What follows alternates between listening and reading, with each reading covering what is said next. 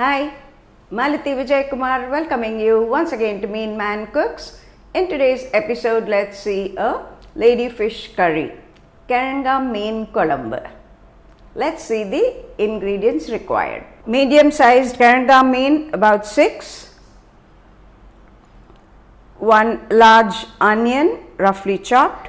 1 large tomato, roughly chopped.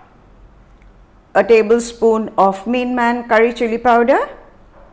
A large pinch of turmeric powder, a few curry leaves, a teaspoon and a half of mustard, urad dal and methi seeds, a teaspoon of vadagam, a lemon-sized ball of tamarind soaked in water and extracted, a tablespoon of oil, salt to taste.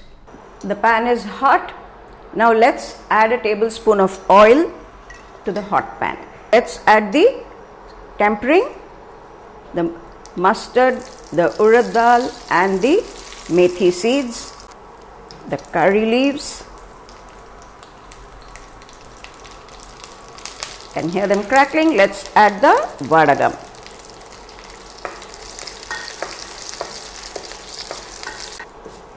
Now let's add the chopped onions. Saute them. I'm adding half a teaspoon of crystal salt. The salt helps the onions to brown faster. The onions have wilted. Now let's add the tomatoes.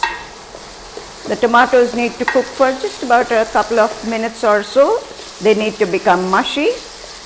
Then we can add the other ingredients. You would have noticed that I have not added garlic because my vadagam has a lot of garlic in it.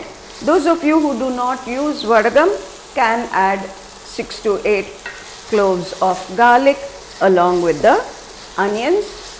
You can crush it and add, or you can add it whole.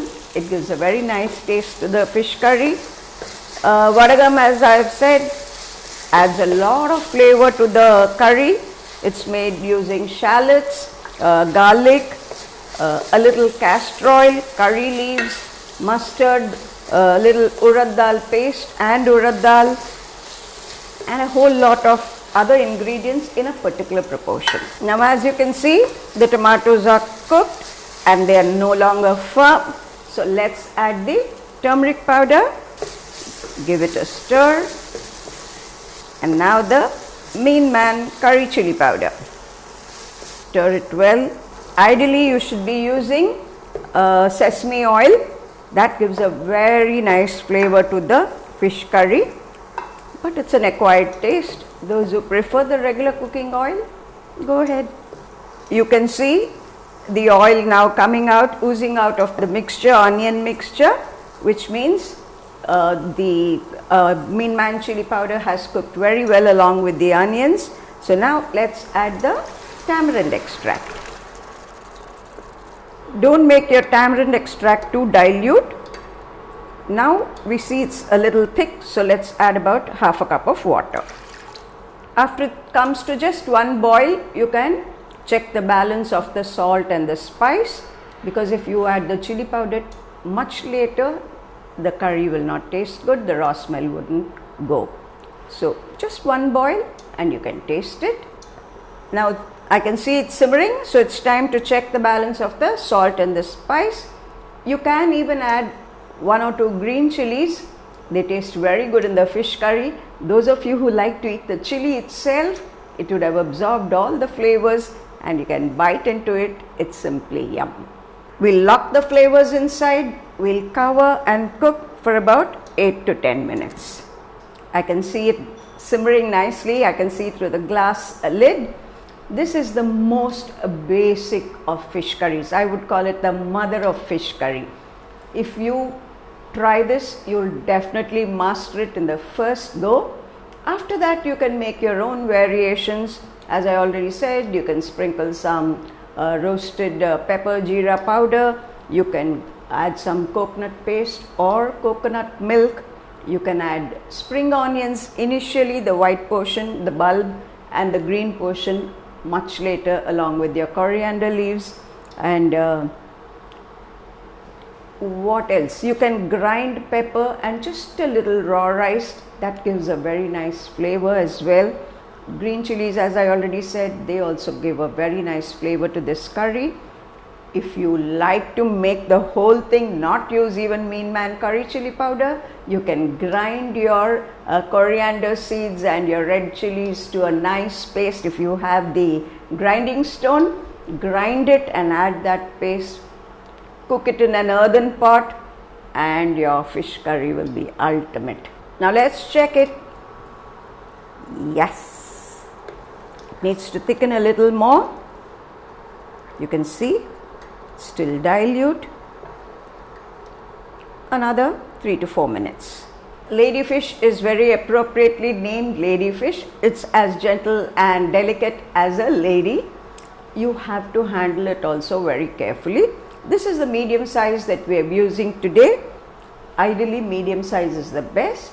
The larger ones, the bones are a little too hard and brittle, not too good to eat. This is perfect whether you're frying it or making a curry or whatever else that you know. It cooks very fast. So once the curry has thickened very well, you can add the fish, cover and cook just for about 5 to 6 minutes. It's very good for the heart as well. Unfortunately, it's not available all the year round. So when you are able to lay hands on it, make the most of it. It builds up the strength. So give it to your kids as well. I can see the curry cooking very well, simmering. So I think we'll open and check the curry once.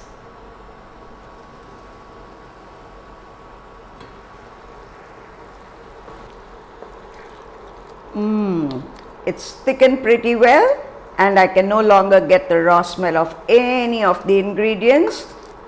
It needs to be at least this dilute. We need to add the fish and allow them to cook for about 5-6 minutes. Now the fish into the curry.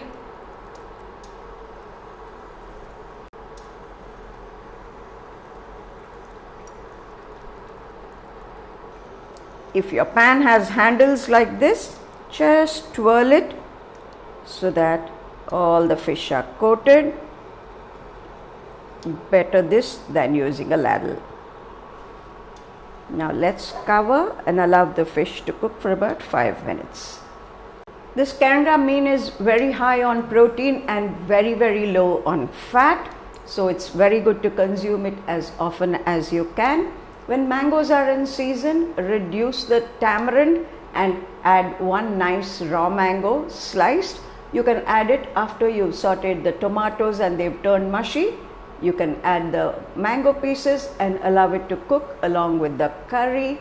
The mango tastes really lovely because it has all the flavors of the fish curry. Now let's just twirl the curry once. This way the fish don't break and they're not stayed put in one place. We allow them to swim around in the hot curry.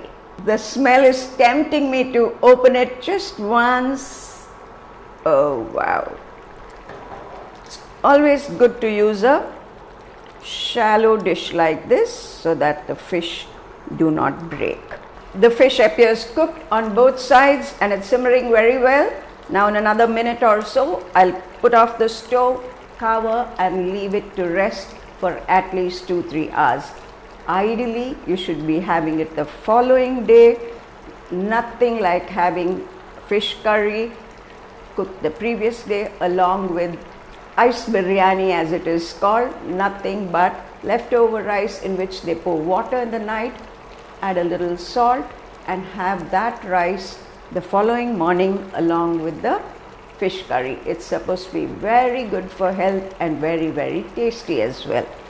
Of course, fish curry goes very well with idli, dosa, uttappams, your rice. I remember in Singapore, Malaysia, they used to serve parathas and fish curry, but I've not seen it anywhere in India. I guess that's a signature dish only in those countries. It's awesome. Now let's switch off the stove. You can even take these fish from the curry and fry them along with just another tablespoon of curry added to it. Fry it, add a little oil generously, and it tastes really out of the world because there's a lot of sour, spice, salt, all the ingredients required for a yummy dish. Do try it. For the recipe, click on the link above. Enjoy your ladyfish curry. I'm sure this has motivated you to cook. Do try it and give your feedback. For the recipe, click on meanman.com for all your non-veg requirements as well. Click on meanman.com and place your orders. Do follow us on FIT, that is Facebook, Instagram and Twitter. I'm sure you enjoyed it as much as I enjoyed showing it to you. Thank you.